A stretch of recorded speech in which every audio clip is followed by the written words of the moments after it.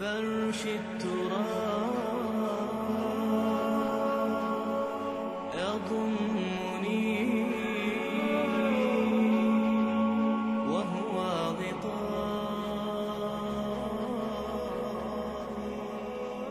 The American people can know that every measure has been taken to avoid war, and every measure will be taken to win it. Americans understand the cost of conflict because we have paid them in the past. War has no certainty except the certainty of sacrifice. Yet the only way to reduce the harm and duration of war is to apply the full force and might of our military, and we are prepared to do so. If Saddam Hussein attempts to My name is Fatima. I was named after the daughter of the Prophet, but I have never been a very good Muslim, at least not the way some of my family look at it. I have an education degree and I teach art to young children at the local elementary school. My husband Ahmed works as an engineer at the local oil ministry. It is March 18th, 2003. The President of the United States has given Saddam Hussein 48 hours to leave his own country. I know he will never do so. And when the Americans come, he will protect us from them. My name is Leonora. My family came from Arkansas, but I was raised in the Bronx and have lived there all my life.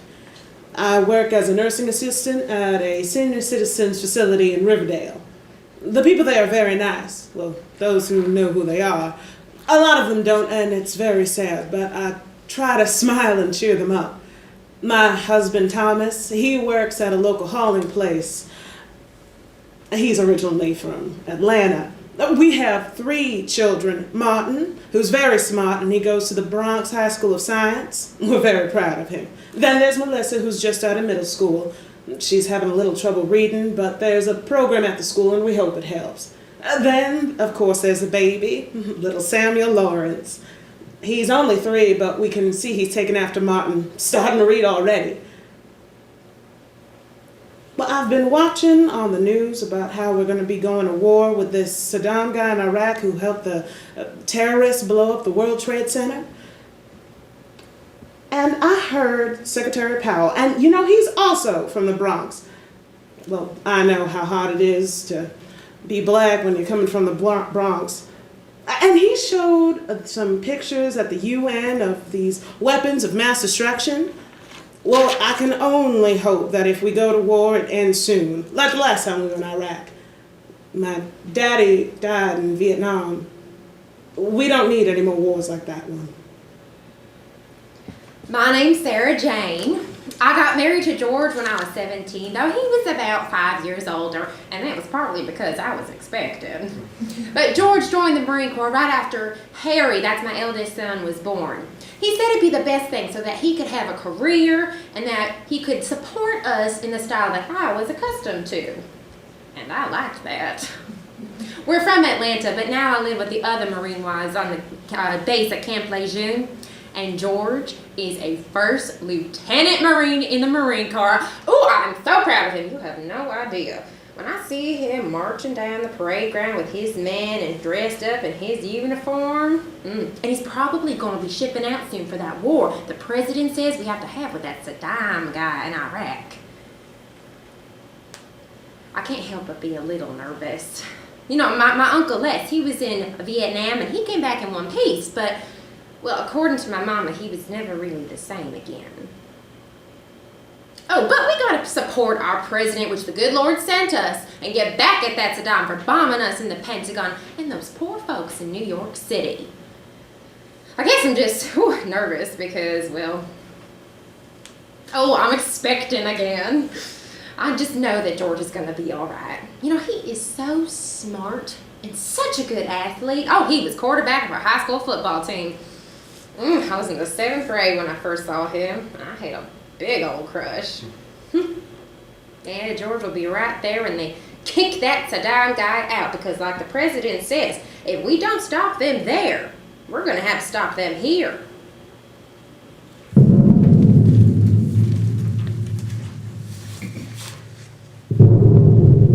It is now 5 the Americans and the British and what they call an alliance. The bombing goes on all the time, and each time I hear the sound, I have no way of knowing if my husband is still alive. He was told by his superiors to stay at the oil ministry since his work there is vital. I can no longer go to teach my young students, and I'm afraid for their safety. I tried to reassure them the day before the bombs started that it would all be over soon, but some of them were crying. The dear ones are so frightened. Now on this terrible day, all their phones have stopped working, and even the cell phone that we have does not work. And I am afraid that when I do finally get a call, it will be to tell me that Ahmed is dead. I don't understand it. I don't understand it. What have we done to the Americans that they treat us like this? Saddam has told us that there is no reason for the Americans to be here. We have no weapons that can threaten them, unless they come from America to harm us. What have we done? What has my country done to make them so angry at us? What had we to do with the bombings of the World Trade Center and the Pentagon? Everyone knows that was the Egyptians and the Saudis. And the Saudis are fanatics, even if they are Sunnis. We are good Sunnis. We do not do things like that.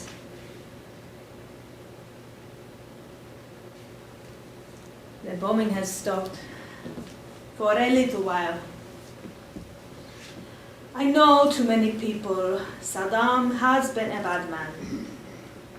And his sons, they are crazy.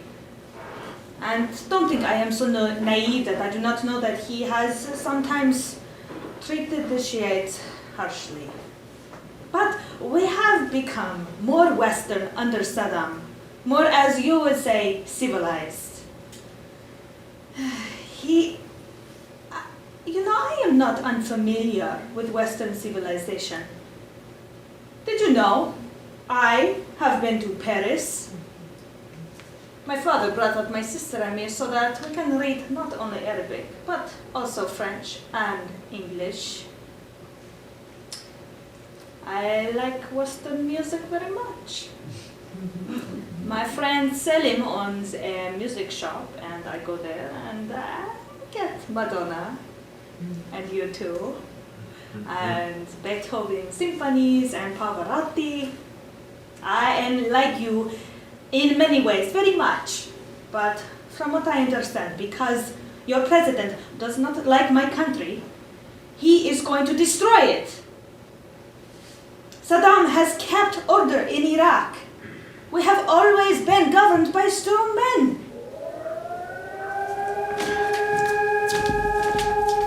I do not know when it will be safe for me to go out and buy food. I hear the neighbors' children crying all the time.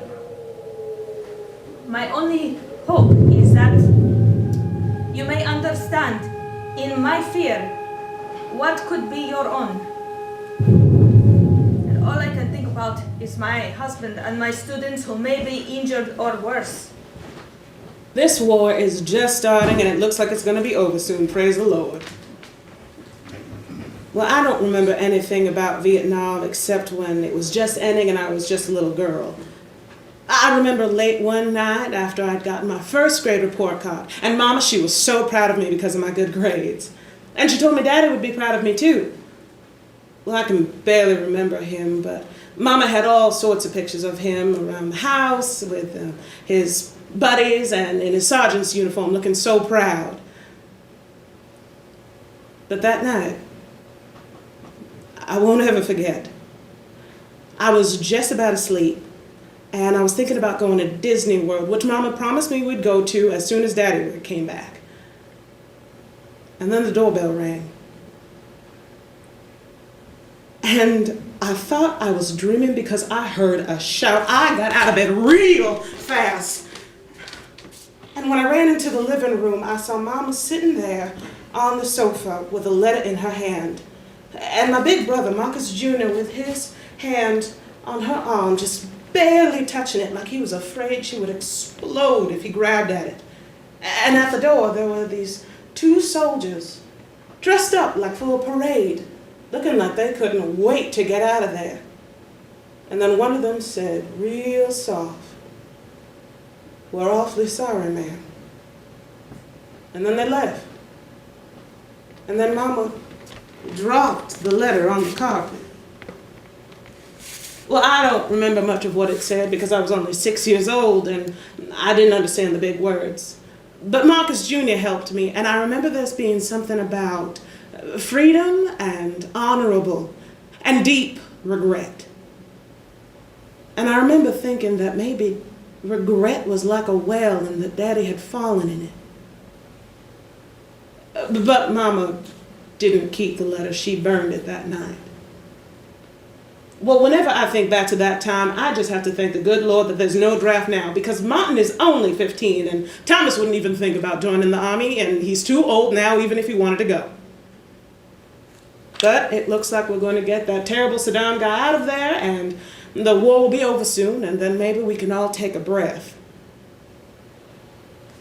I just got a phone call from George, and we have got them Iraqis on the run. Oh, you know, I was afraid they were going to use that poisonous gas. Oh, but that Saddam guy was too chicken. Afraid of what we'd do to him when he tried something like that. We'll nuke him. That's what we should have done in the first place. Like with that Osama guy in Afghanistan. I don't understand sometimes why we don't just nuke all these terrorists and not get our boys involved at all. Especially when we went into Baghdad. Everybody said Baghdad was going to be tough, and I was really worried about George. But their Republican Guard, they just ran away when they looked like they'd be in for a real fight. So, it is all going to be over soon. And the president, thank Jesus, he is so proud of our boys. Telling them what a good job they're doing defending democracy and freedom and our way of life. And he's telling them that the Iraqis are going to greet us as liberators. Oh, just like in that World War II movie I saw on TBS. Oh, but wouldn't you know it? Some of these bleeding hearts are already complaining about some looting going on over in Baghdad. You know, a couple of statues go missing from the museum. They act like it's our fault or something. Hey! We're not the ones stealing anything. It's their own folks that are doing it, which just goes to show you what a bunch of savages they really are. Well, fuck them! If you'll pardon my French. If they didn't want us there in the first place, they shouldn't have had all those weapons. And working with Al-Qaeda to bomb us in the Pentagon in New York City.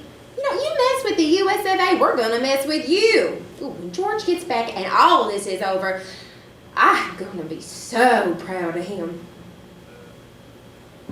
When I was a little girl, my father first took me to the museum in the Al-Sawiya district. It seemed so big to me, with those two towers at the front and that huge, beautiful frieze at the door. My father took me to see inside all the exhibits and the statues and the ancient pottery and the coins. There was one thing in the museum I found so funny. It was in a cuneiform, a divorce decree. A man divorced his wife because she always nagged him, and she agreed because he did not sleep with her. I guess in 5,500 years, some things never change. Yes, did you know in Iraq, we had writing over 5,500 years ago? I looked one time in an American history book my friend found in a used bookshop to see if they talk about Iraq at all. And of course, they call it Mesopotamia. The cradle of civilization. And now they make it into a grave. I used to go to that museum once a month. But now that the Americans have arrived to, as they say, liberate us from the tyrant, the museum has been looted. Not that the Americans did the looting, no, they are far too civilized for that. But when they came in to liberate Baghdad, they did not think the museum was important enough to guard. Can you imagine if we came to liberate New York City? and let their museums go unwatched? All the Picassos and the Rembrandts and the Greek statues, and being taken out of the Metropolitan and the looters just parading up Fifth Avenue while the soldiers stand by and watch. They call us the barbarians? They are the barbarians. But Ahmed was let go from the oil ministry to come home this morning. He's perfectly safe. Allah be praised. There are plenty of soldiers there, and not one bomb hit the oil ministry. I am thankful for that, but of course we know what is being liberated that makes that building more important than anywhere else. I just can't believe it. Like Reverend Johnson always says, sometimes the good Lord listens when you least expect him to hear you. All you have to do is have faith that one day your prayers will be answered. Well, Thomas comes home the other evening, and even little Samuel Lawrence was listening. And he tells us that the boss let him know that there was a big opportunity for truckers in Iraq. He says they're paying $100,000 a year, more than twice what Thomas earns now. He's going for an interview today. A big contractor named Halliburton. And when he gets the contract, we're going to look after it, and he's going to sign on for 2 years. And might be one if everything goes better than expected. Well, I just want to get down on my knees and lift my hands up and holler, hallelujah, praise the Lord! Oh, if we get that kind of money for just 2 years, well, I could probably take off hours at the home, and we could maybe put a little something down for a house in Westchester or maybe Queens. And then when it's ready for Martin to go to college and there's a better school for the other children, well, I really must be dreaming. I'm sure I'm gonna miss Thomas, but I'll just have to think of it as one really long haul. Still, Martin asked me before his daddy signs on to make sure that there's no danger in the job. What could be the problem in a country where American soldiers are going to make sure nothing bad happens? Mr. Powell was making sure that everything worked with Iraq with Desert Storm, and I'm sure he's going to do the same thing now. Still, it makes me remember what it felt like when I lost my daddy, even if Thomas is only going to be gone for 2 years. Well, how are you so sure how long Daddy's going to be gone, Mama? Martin asked. I can see he's really worried.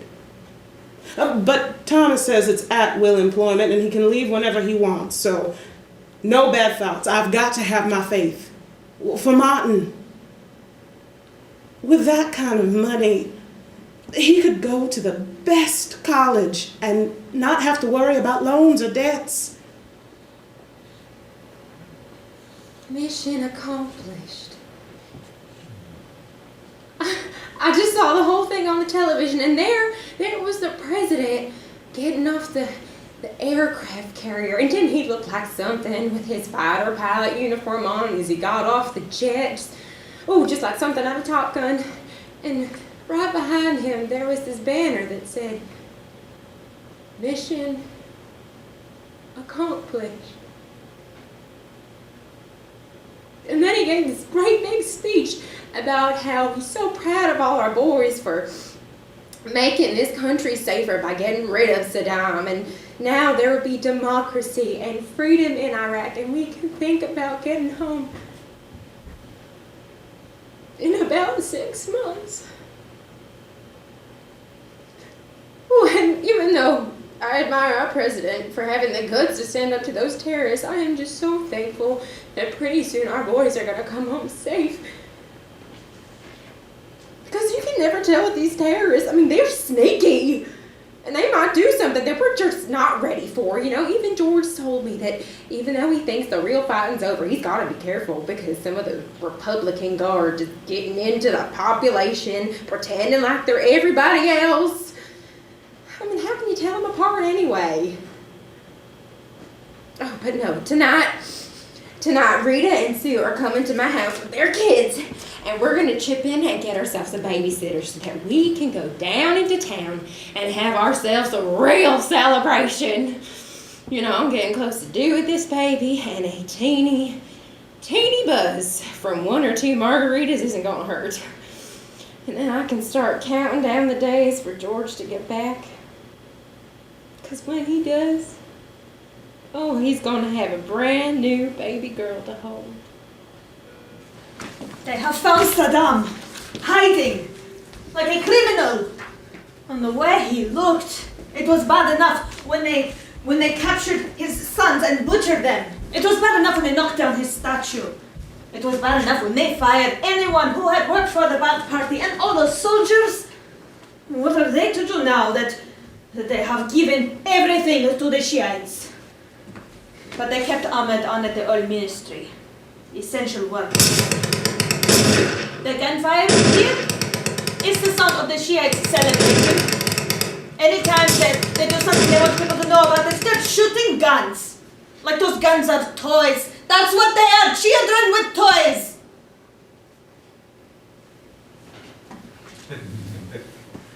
I did not think they would get Saddam alive. That he would rather die than give up. Or that he would hide long enough to rally his people and throw the Americans out.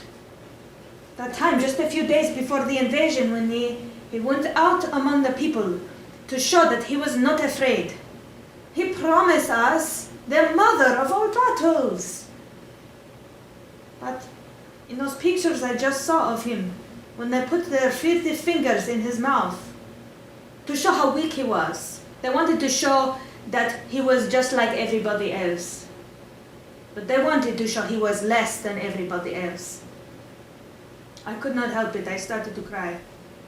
Ahmed told me not to, but I could not stop. I thought of my dear father.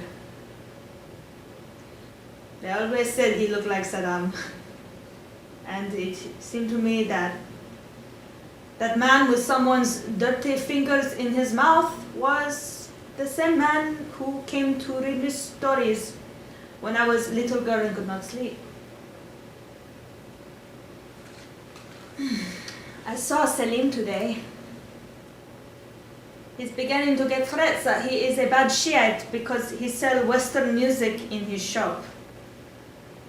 But he says at least the Americans look out for people who admire Western things, like t-shirts and baseball caps.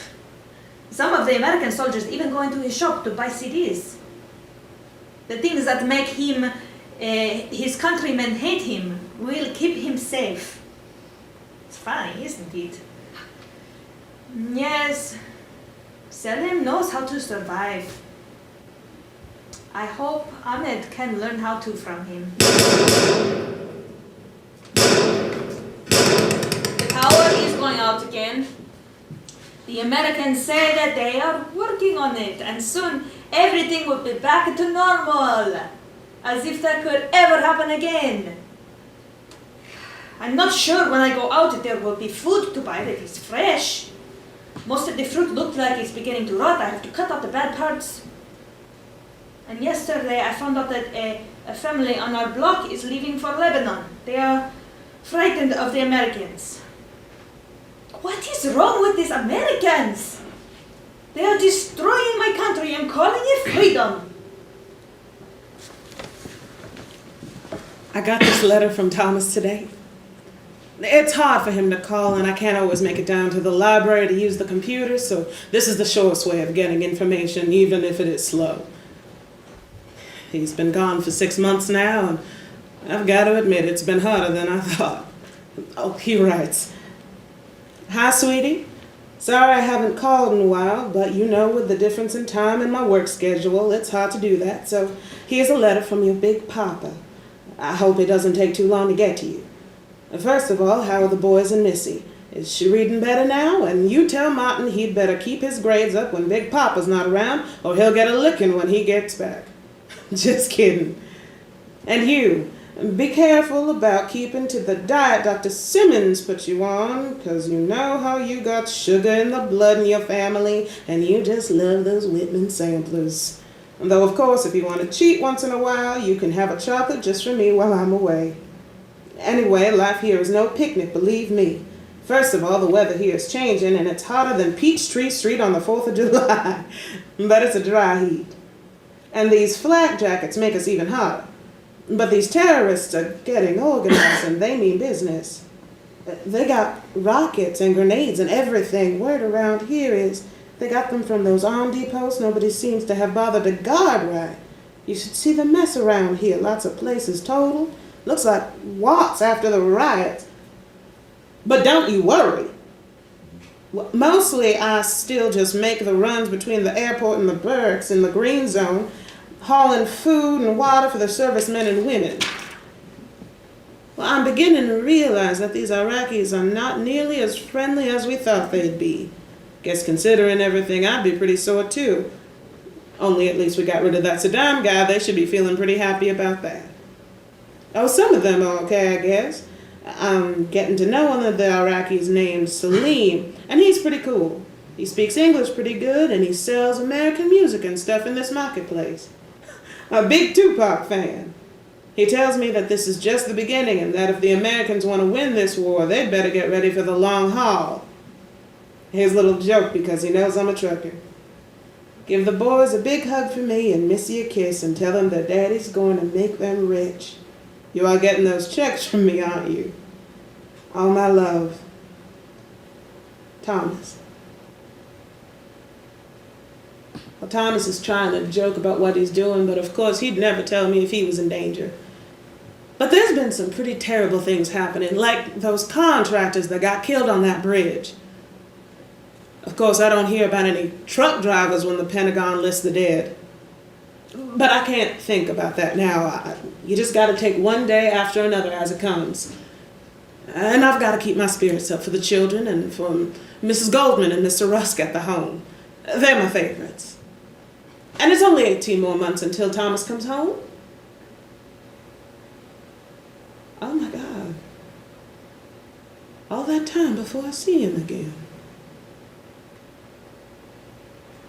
Well, I finally got this CD from George. You know, I wish I had one of those computers because Rita tells me that her friend can send her emails and videos and all that. But I don't have one of those things and I wouldn't even know where to begin. Oh, so maybe I'll ask Rita if she'll have her Frank send me a message from George every once in a while. Oh, anyway, I got this in the mail and I played it for the kids like a dozen times.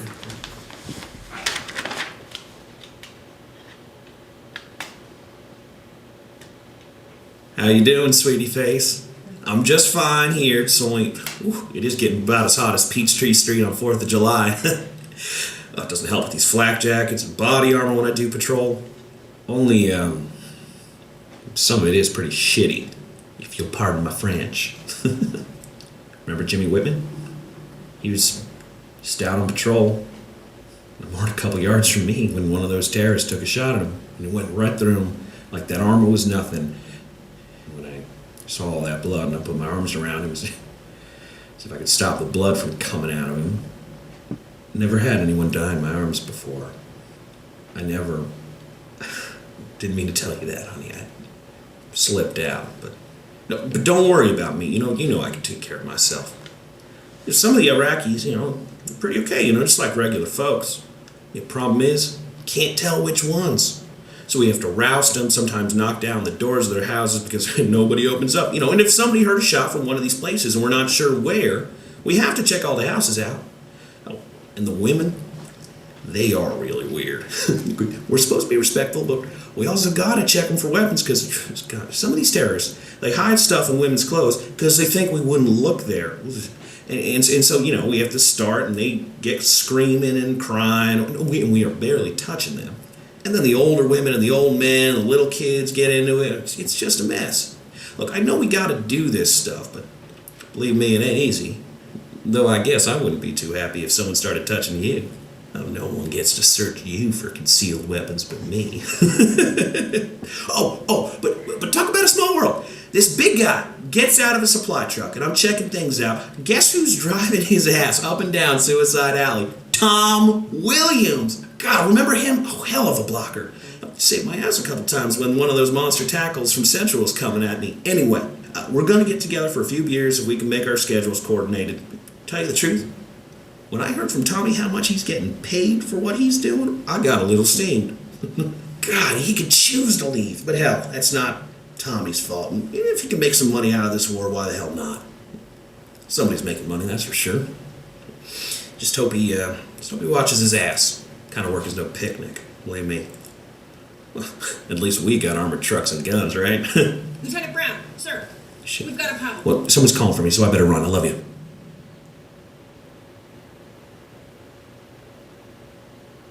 The note with it says he's fine.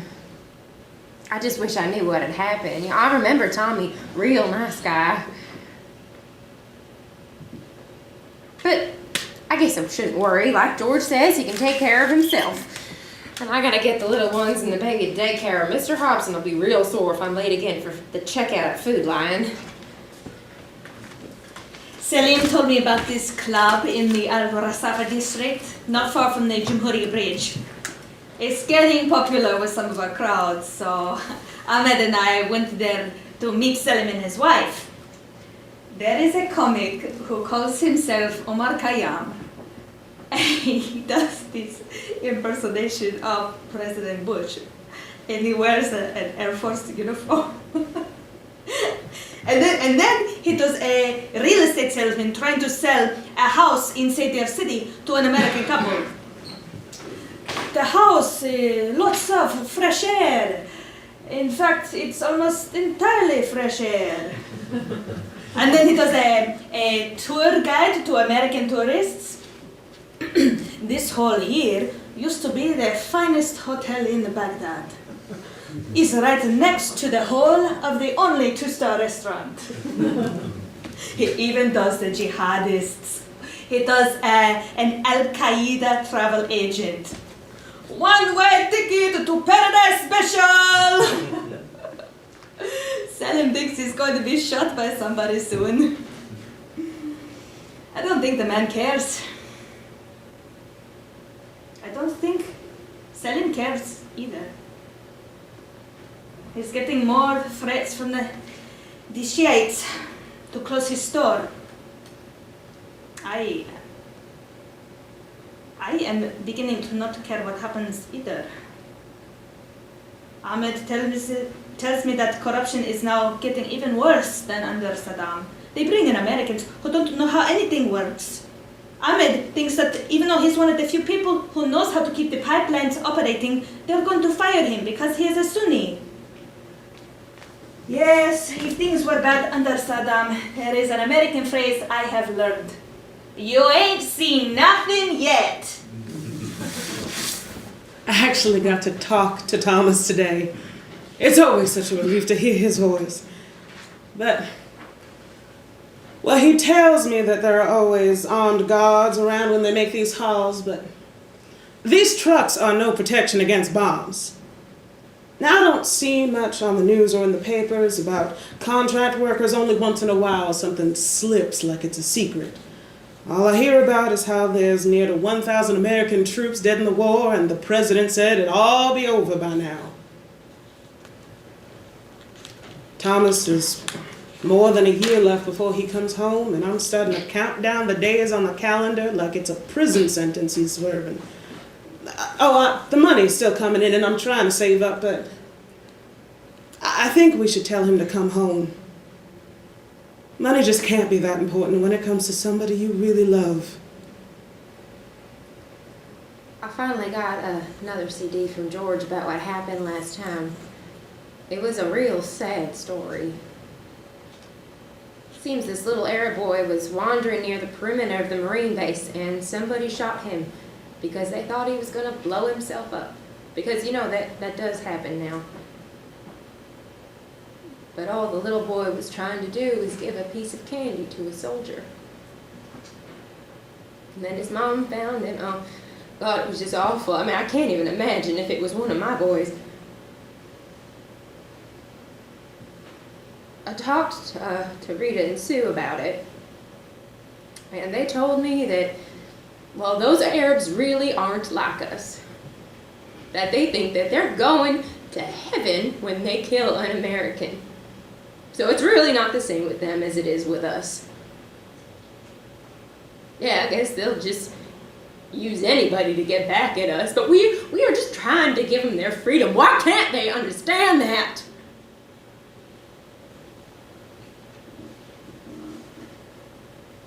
My God, I just miss George so badly.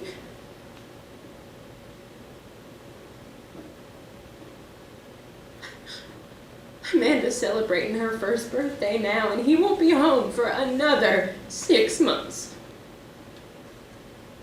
And I am exhausted from work, and the kids are just getting on my nerves, and it is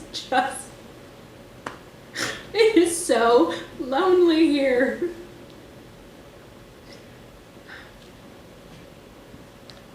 You know, I hear the men drilling sometimes. And they have these parades where everybody comes out and the crowds there are just cheering and waving their flags. And it makes me feel a little bit better. Sometimes.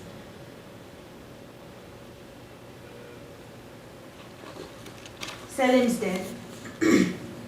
When he didn't come home last night, Hannah became worried, so she and their son Mohammed went to the shop and found him lying on a pile of broken CDs.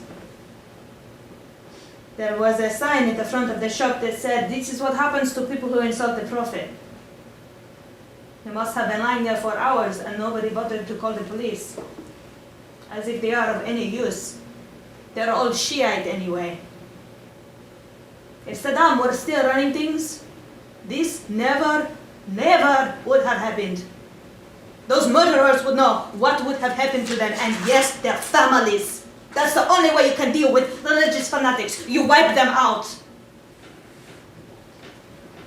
I saw Mr. Kerry on the television last night accepting the nomination for president. There he was, acting like a soldier. Lieutenant Kerry reporting for duty. So things will stay the same, whether they elect him or Bush. Ahmed thinks they are like two boys walking around a forest with a box of matches to see who can start the biggest fire. There is no cooking oil left in any of their shops. The lights go on for only a few hours at a time, and after that, it is so dark. And in that darkness, my husband no longer wants to make love to me. I am trying to find some good in my life. I have started a small school in my house for children of parents who are afraid to let them go outside.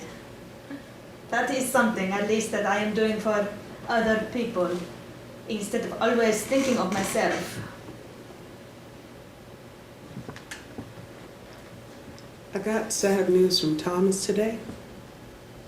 He told me about this Marine he went to high school with. Seems his patrol got ambushed and he was shot in the spine. No! Thomas doesn't know whether or not he's going to make it. He's got a wife and 3 children. One's a baby he hasn't even seen yet. The poor woman. God, Thomas feels lucky he's even alive. One of his trucker buddies was blown up by an IED, another Atlanta boy. When is this killing gonna stop? The president made it seem like it was all gonna be over by now. All I know is that I pray every day to the good Lord to keep my Thomas safe. Thank God he's still alive. I just got off the phone with the hospital in Germany and they have saved him.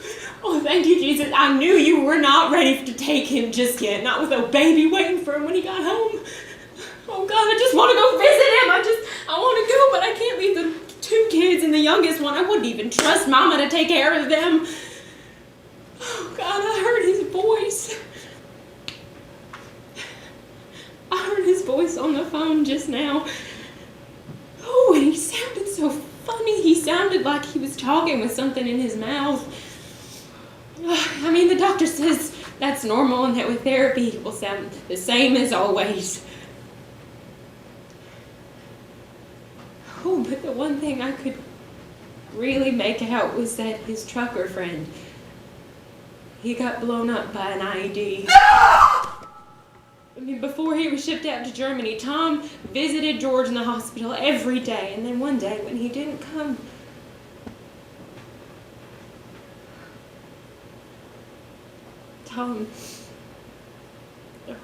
George was so upset about Tom. But maybe it was only luck that saved him from what happened to his buddy. I think I heard him crying. Oh, and I've never heard the man cry since I've known him. But at least he is alive. Oh, God, and won't he be happy when he gets back from protecting us from those terrorists? You know, I hear on the news people talking about this war being a lot of lies. I mean, don't they know how hurtful it is to hear that?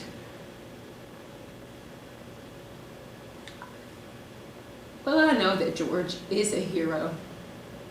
And I'm not gonna give in to those Al-Qaeda. I will always be proud of him. Always.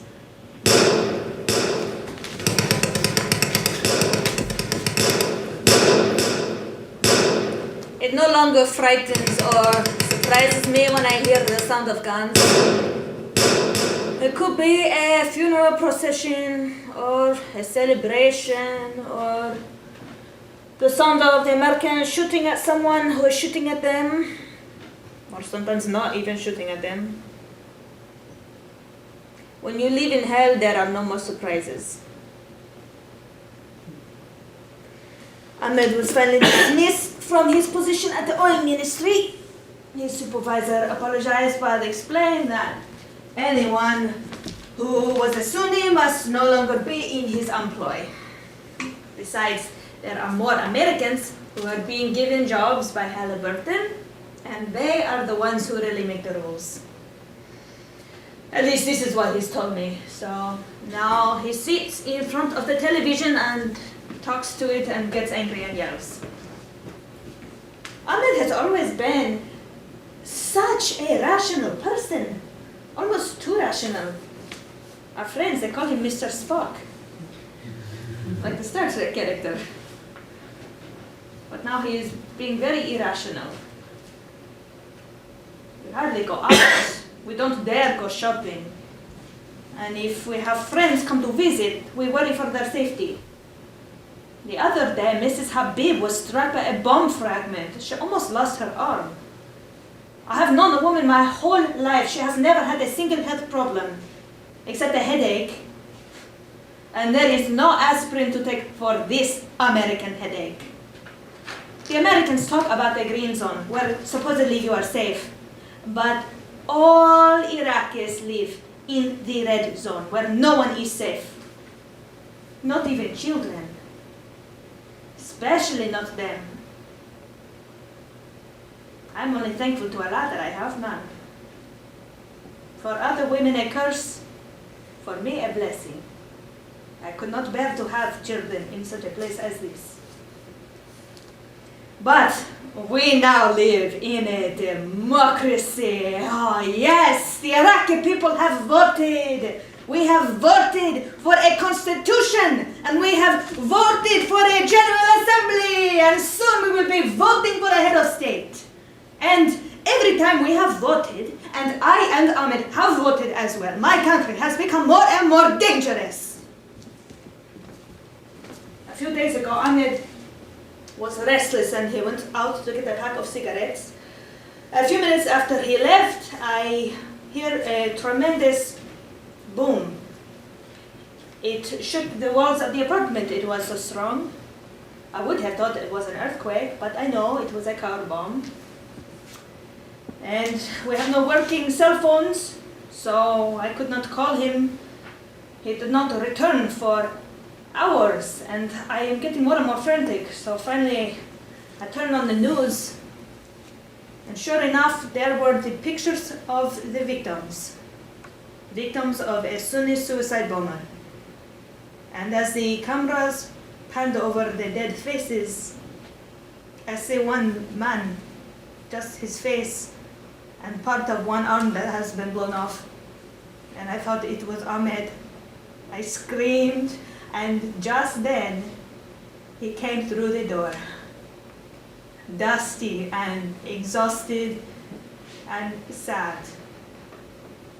He had stayed to help the ambulance workers, even though they were Shiites. And in that moment, I remembered that they too are human beings. They are suffering too. It was just for a moment, but now every time I think about the Shiites, I think about that, and it haunts me. Won't they take revenge on us? The Americans have brought us to a point where no matter what we do, they do to us, we cannot do worse to one another. And I think about Saddam sitting in his prison cell, being judged for his crimes, and how safe our country was before the Americans came to liberate it. At least for the Sunnis. I suppose for the Shiites it was not so safe.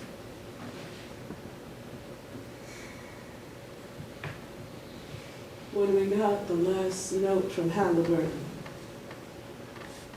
it hadn't even mentioned what Thomas had been doing for them.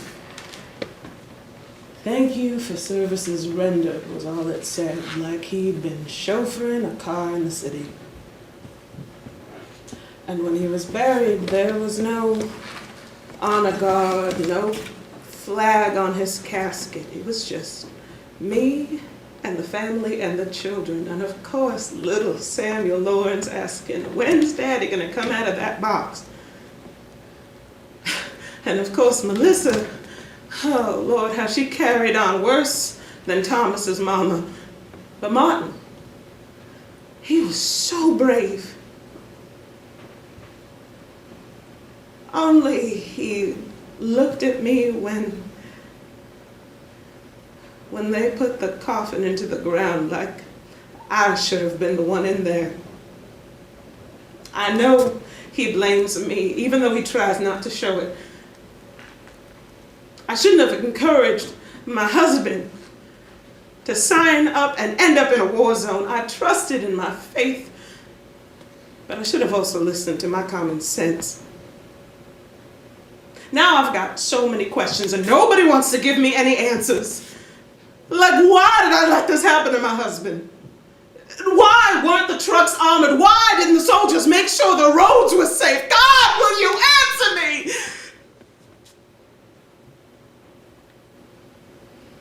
But maybe God can't answer. Maybe the good Lord doesn't know how governments can do these things. I just keep wondering what he must have been thinking before he died. Was it about me and the children? Did he regret his choice to stay?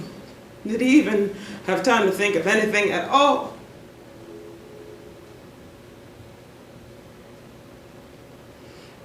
Now I've got to get a hold of myself.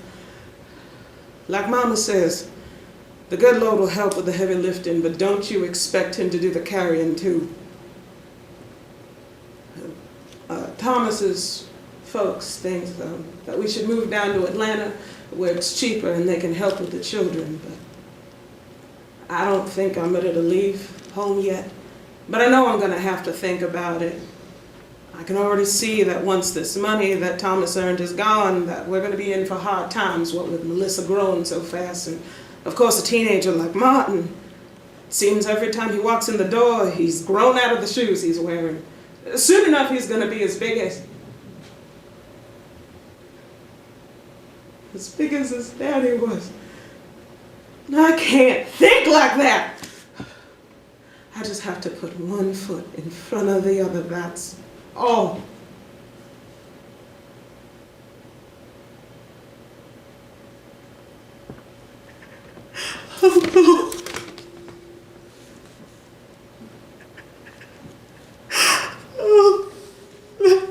Thomas was such a good man.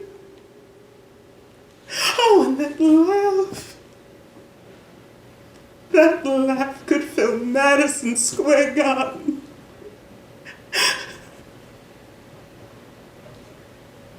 All those months I waited for George to come back, and then when they wheeled him off that plane, I looked at him,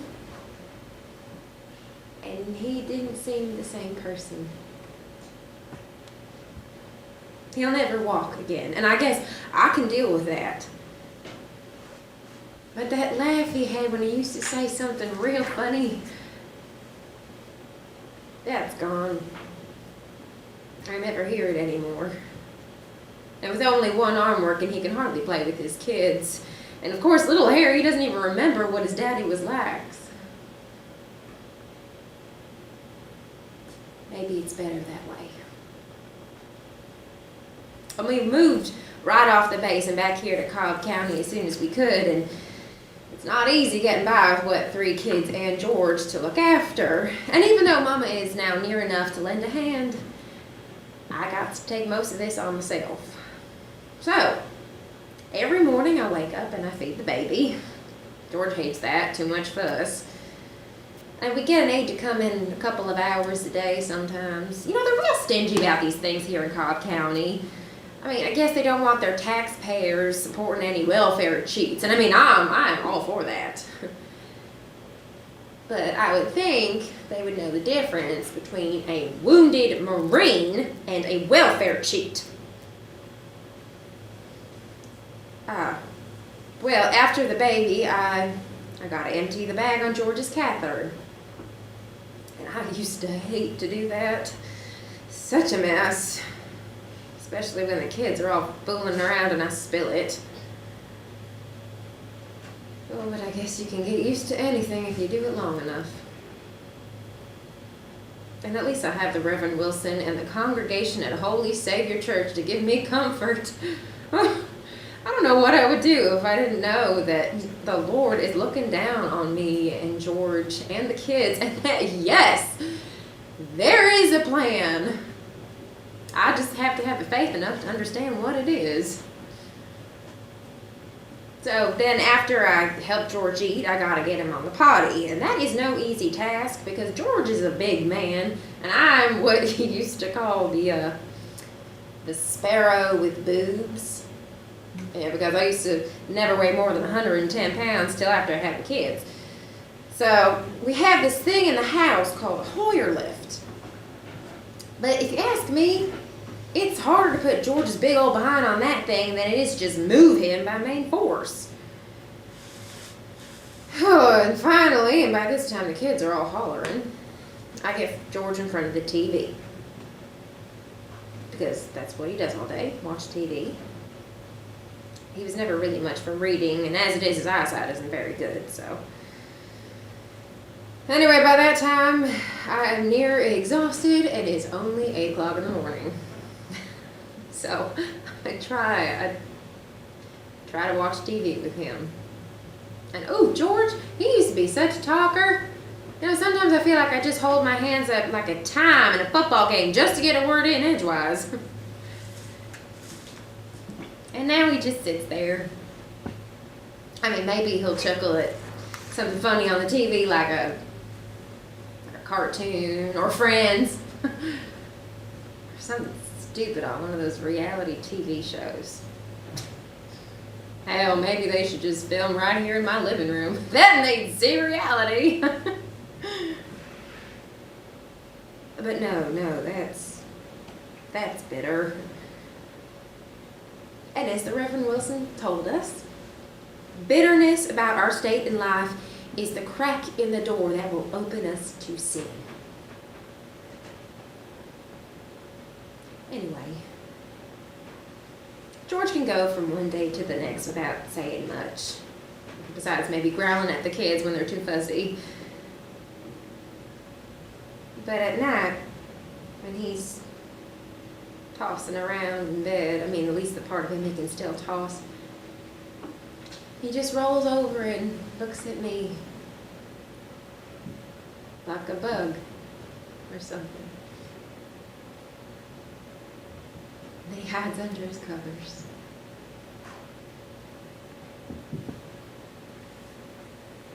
There's a support group for wives of disabled veterans. I mean, some of them are real old, go back to Vietnam, even Korea. But some of the younger ones, they have their husbands in the VA hospital. They keep telling me that maybe George would get better care there, and I could see him anytime I wanted. But no, these are the cards that the Lord Jesus has dealt me, and I am going to play them. God, I just know that George would never want me to make a fuss about him. I mean, like that time in high school when he missed his championship game. I mean, I know that was hard on him. But when I went to visit him in the hospital after that shoulder operation, and he made out of that just fine. He saw me crying there, and he just looked at me and gave me that big smile. Ooh, that is what I miss most of all. He never smiles anymore. At least not at me.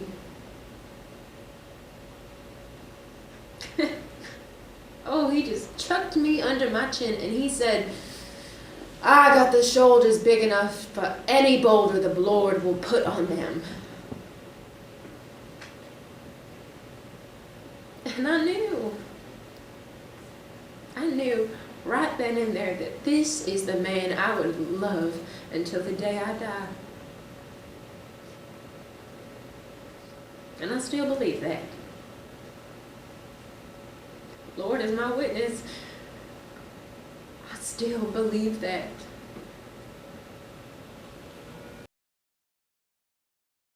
Ahmed has gone to the funeral. I couldn't bear to go. His mother and father were shot by some militia. Witnesses say the men were dressed in police uniforms. That is how these dogs take revenge. By killing people who cannot defend themselves. Nobody is sure who did it, and of course nobody will say anything. Telling the truth is punishable by death. I have no words to describe Ahmed's anger. I have never seen the man like this before.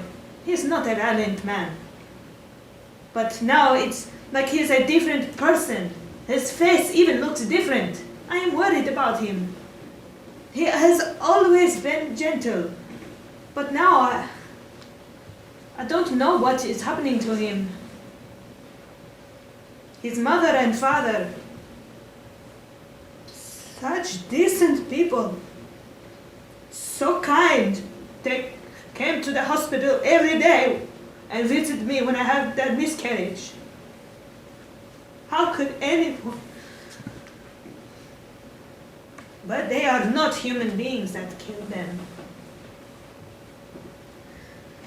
They sometimes watches the Saddam trial.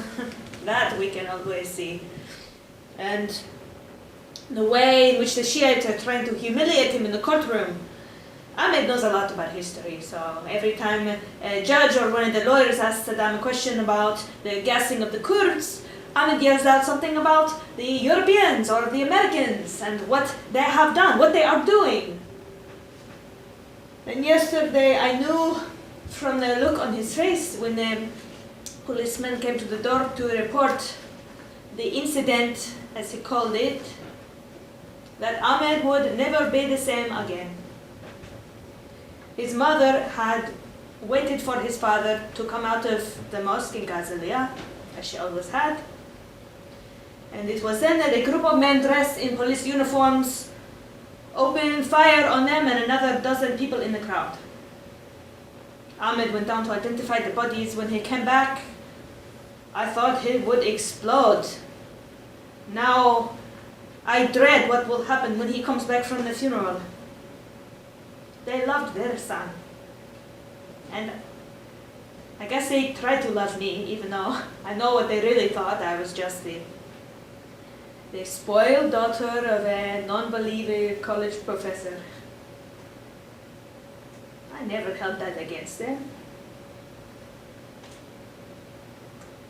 I remember a song Ahmed's mother sang to me when Ahmed and I were first married, and I'm sure she hoped I would bring them many children. She sang this song to me. Yalla namrima, yalla salaam, yalla tebe salam, yalla tebe saum, yalla ijwa yalla fi, yalla tebe saum.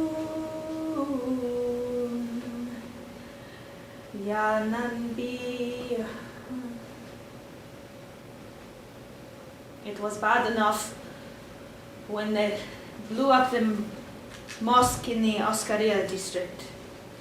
I keep hoping they never find out who did it. For all anyone knows, it could have been Al-Qaeda trying to start a civil war. But of course the Shiites think it was the Sunnis, so what does it matter who did it? I have started thinking that perhaps it is time to leave. I do not think Ahmed would ever go, but he was a good engineer. There is work for him in so many places. Or maybe we could just run away to Paris.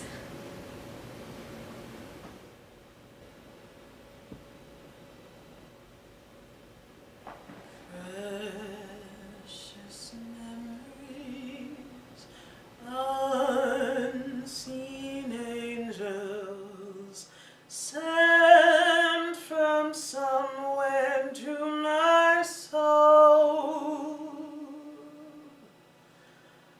How they linger ever near me, and the sacred past unfolds. Precious memories, how they linger, how they ever flood my soul.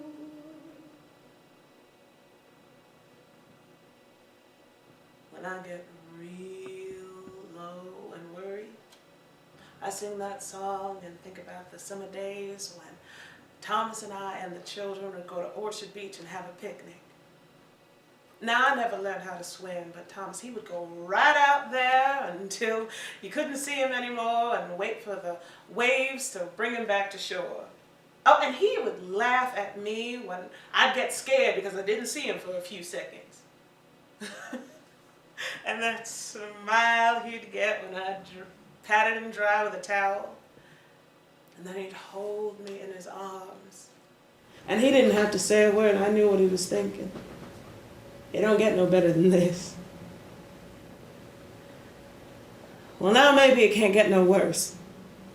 I spent 2 years working for my degree at Bronx Community College, though it killed me to do so. 2 years going nights after my shift. I got my degree and a raise and a promotion.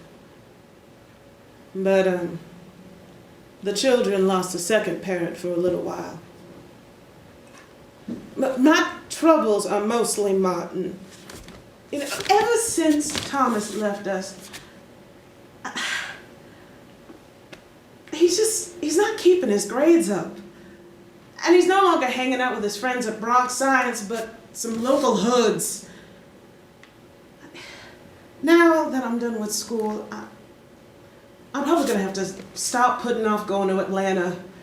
You know, Thomas's mama and sister said that they'd help us with the kids and help us get settled, and it just seems like now that Martin's no longer a kid, everything seems so dangerous around here. And I just get home so tired, what with Melissa putting Samuel Lawrence to bed, and oh God, I wonder what he thinks about his mama not being home when he comes home from school. I just Thank the Lord that I have Tanika and Carol to watch the kids for me. But you know, sometimes Martin just comes home so late. Too late to do his homework. And you know, I think he's doing this out of spite. Because he's angry about his father going to Iraq, and maybe he feels guilty because he went because of his college education. I just don't know what to do with that boy anymore. When Thomas was around, he would tell us everything on his mind, but now I can barely get a word out of him. And sometimes, when it's real late, I'll go to the window and I'll check to see if my boys come out the block, and I'll see those hoodlums hanging out at the candy store, which everybody in the neighborhood, including the police, knows is where the dealers do their business.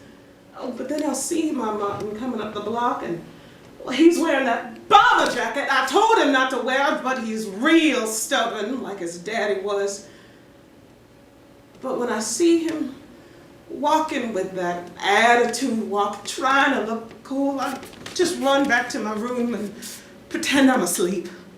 But one of these days, I'm gonna have to sit him down and tell him to man up, take some responsibility, not just for his family, but for his daddy's memory. His father believed in him, that skipping school is no way to honor that. Make him get an after-school job at ShopRite, and maybe if we move to Atlanta, he'll straighten himself out. Well, I've just been watching on the news about how everything's getting so messed up over in Iraq with the Shiites and the Sunnis at each other all the time. And I can't help but wonder, what did my man die for? And why? Why didn't the Iraqis welcome us the way the army said they would? Why would anyone want to kill my beautiful Thomas?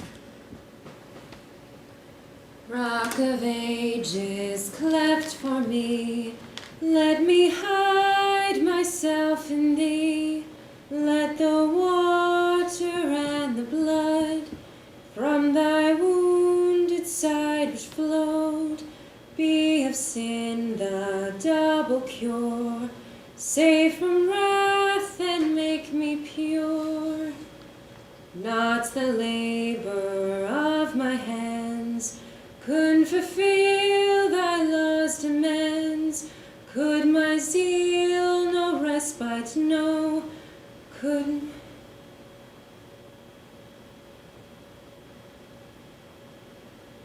my tears forever flow? All for sin could not atone.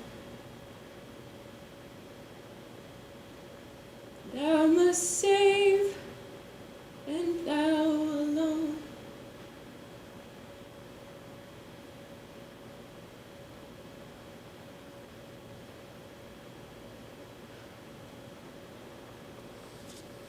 All these people in the support group, they keep telling me that I gotta put George in the VA place. They say that I'm wearing myself down, that I'll be old before my time, and who will the kids have to raise them? And you know what? Maybe they're right. I mean, I go to the Reverend Wilson for guidance sometimes. And he tells me that I need to learn how to bear my burden with grace, that this is all a part of the Lord's plan. And I swear, God forgive me, when I hear him talking about the Lord's plan, well, I keep thinking that maybe the Lord should learn how to plan a little better. I will never put George in that VA place. Not while I have the strength enough to take care of him. That poor man, he needs me so.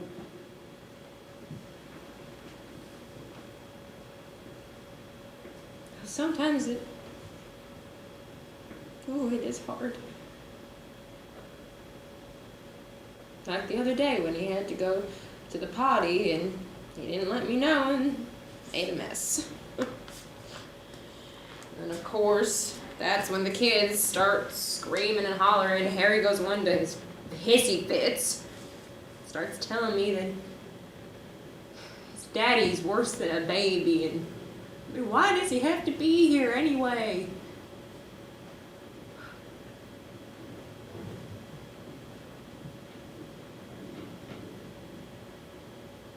I gotta keep my mind on what I gotta do. I gotta keep this family together like it was before all this happened. Oh Lord, I remember before Iraq. I remember how George would come back to that little house we had on the Marine base, and we would make love while the kids were asleep. Oh, and he would just kiss me in all the real special places. Say nonsense words like shubba-dub and city poo. Ooh, and we would laugh. I don't even remember what his laugh sounds like now. Practically the only thing he says to me, besides getting him something, is those groans he has from the nightmares.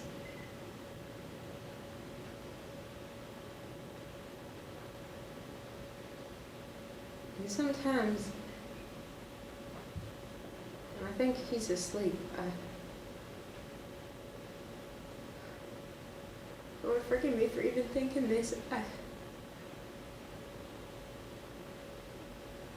think how easy it might be to just take my pillow and put it over his face and push down real hard. Because maybe he'd be happier that way.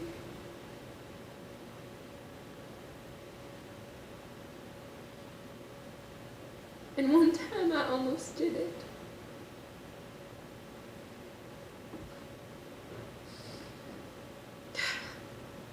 It was back when I was waitressing, and there was this guy, and I knew he'd been staring at my boobs all night. And he asked when I got off, and sure enough, as soon as I got off, there he was waiting for me. And he said to me, "You know, sweet cheeks, I'm the man that could give you a real good time." And I said to him, "The only good time you'll be giving me is when I see that behind of yours going in the opposite direction."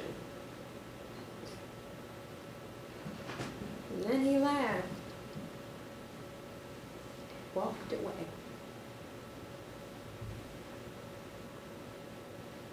But it made me think about the way George used to laugh.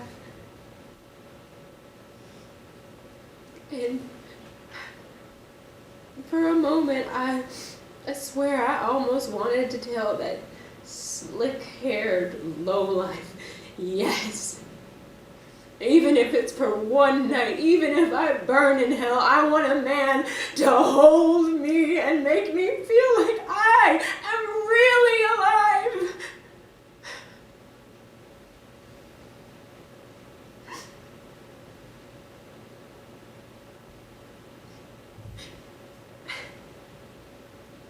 And that is how I was feeling when I got home. And Mama had told me how,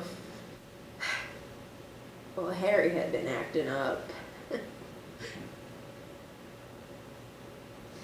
And then I went into the bedroom and I saw George just laying there with his mouth open. And it got me to thinking how easy it would be just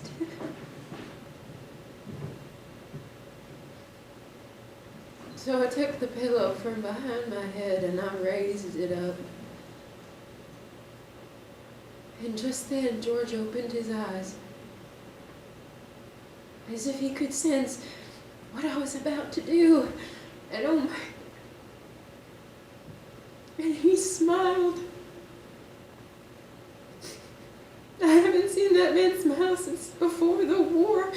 And he was smiling as if he knew he would finally be at peace.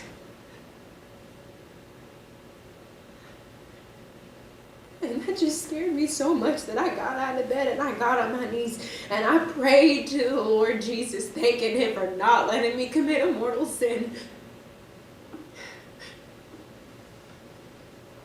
Because if I hadn't seen George smile, I might have done it.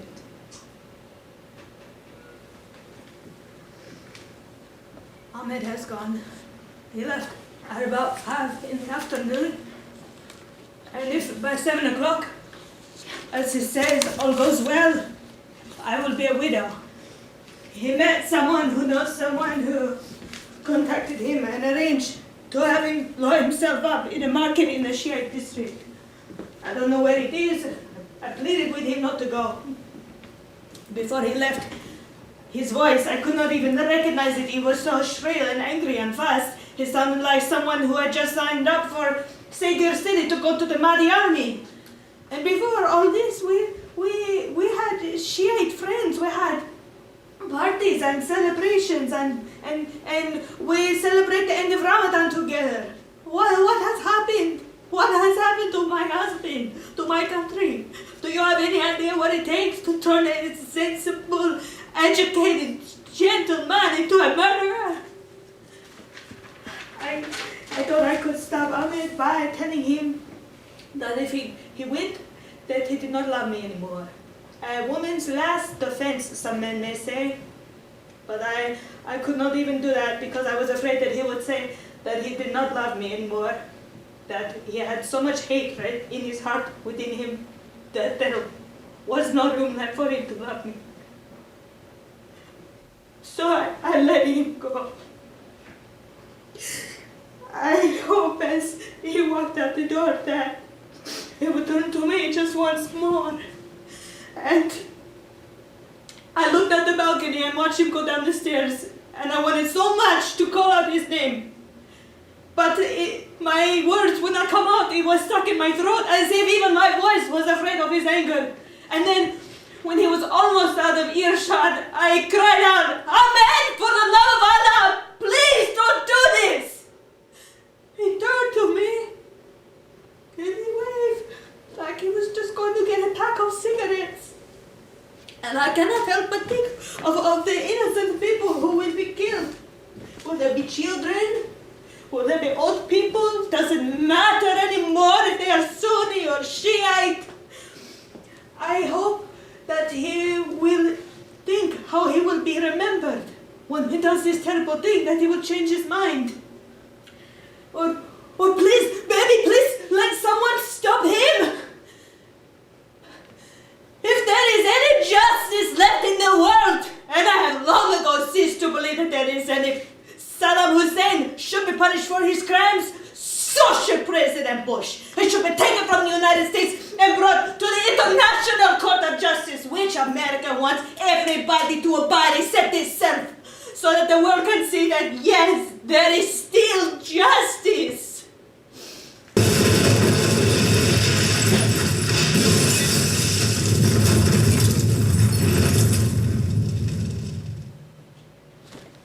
Well, Martin got off with a warning this time. I know he just wanted to have one last hurrah with his New York friends, but I will not let that boy give the police any excuses. Young men around here don't get second chances. I had a serious talk with him afterwards, and I told him how ashamed his daddy would have been if he had heard anything about this. And he actually cried. And I hadn't seen that boy shed a tear since we buried Thomas. Well, next week we're moving to Atlanta like Thomas's folks wanted. I've seen the house. A house. And it's in a nice little neighborhood.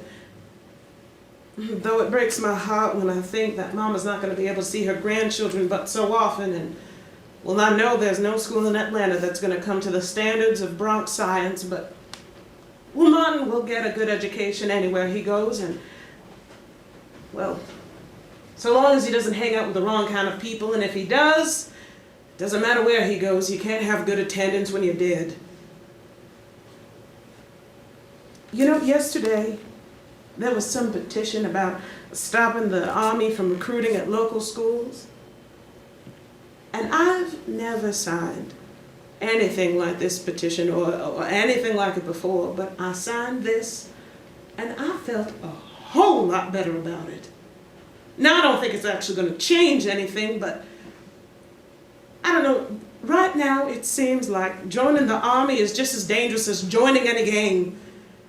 And I see the ages of the boys that are getting killed overseas. What, 23, 21, 19? I grieve for them too. Though at least they get the consolation of dying as heroes. It's hard to explain to people how we lost my Thomas.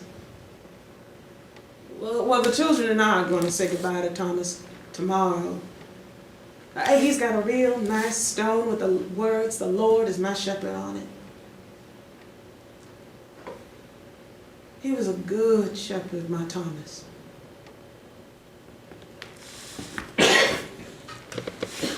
George just died this morning. The doctor at the VA hospital said something about a blood clot in his brain. I think I knew already.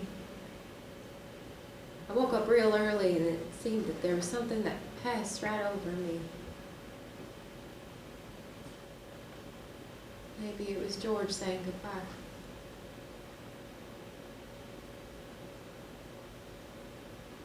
He died alone.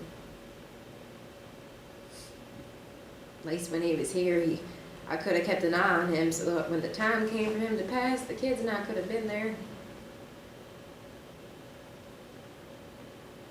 I didn't want him to go. I didn't want to send him away. I tried so hard.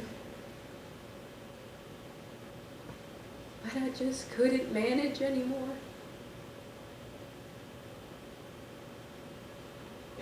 It was just after the president gave his speech about how we're not going to leave Iraq until we have victory. And there were all these people around him cheering.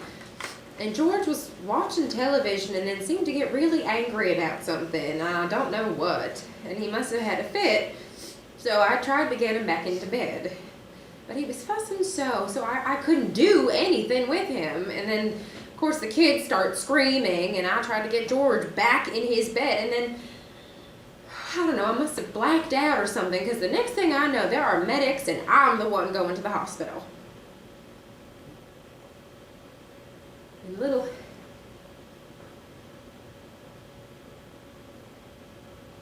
Harry had to be the one with the presence of mind to call 911.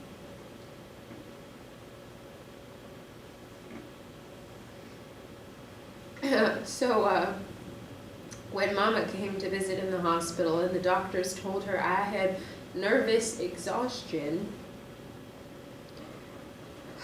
there was really nothing more I could do than send George to the VA place. And he was fine there for a time.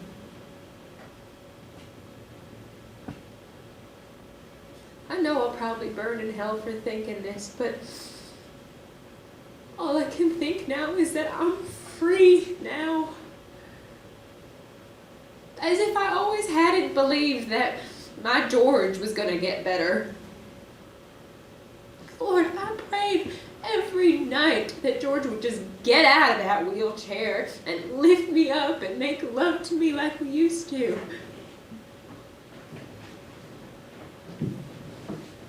But I guess the Lord has answered my prayer in a way, because, well, now George is free now too.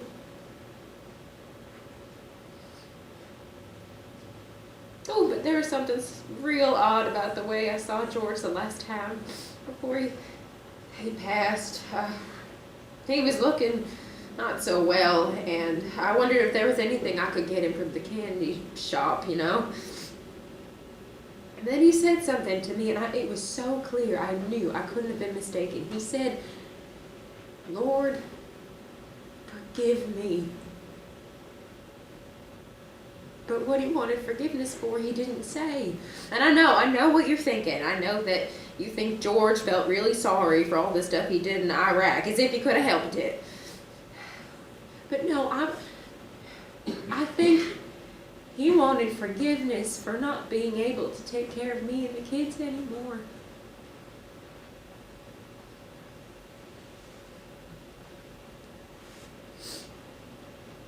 Ooh, when they bury George, what a proud moment that's going to be. They're going to have a 21-gun salute, and all those Marines dressed in their parade uniform and those whites with white gloves. And swords. Oh, I bet Harry will be so impressed by the swords. And then they'll give me the flag, so I can always remember George as I put it up on the altar for Memorial Day and the 4th. And then after the funeral, God, I know that George would have loved to know he had a real military funeral. God, after the funeral, we can all come back to the house and we...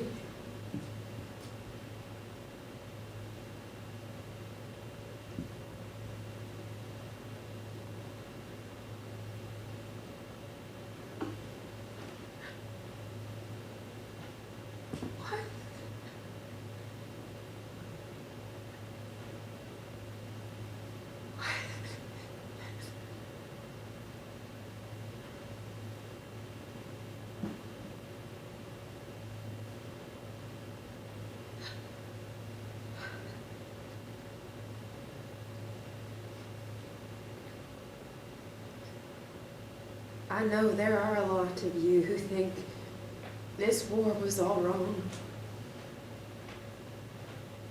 You talk about how the people of Iraq are suffering, and that we've messed everything up, and that the president is responsible. But I can't turn my mind to think that way. When my children grow up, they have to know what their daddy died for. They have to know that he was a real hero, not some poor, defenseless cripple. And I know he died for something, and I should be happy that now he is at peace.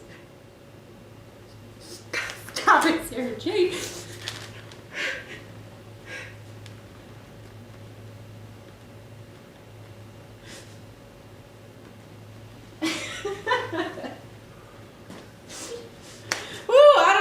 Future's gonna be like. You know, I don't know if I'm ever gonna meet a man like George again. What with me almost being 29, 3 kids, and I already starting to look like an old lady. No, but I know 3 things. 3 things that are gonna get me through no matter what. One is my faith that Jesus will look over me and my family and keep us safe. 2 is my faith in this country that is always trying to do the right thing, even if other countries can't understand us.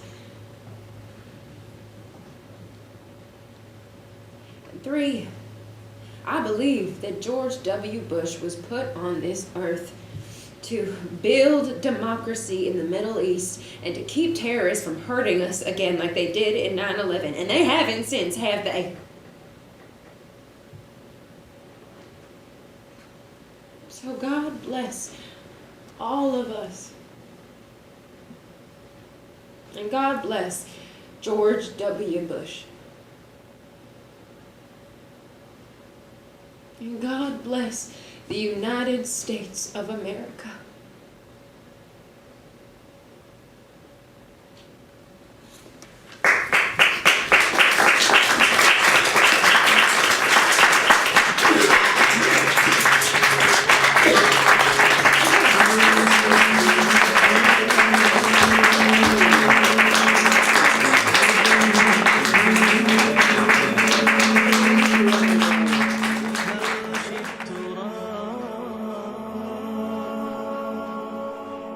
أظن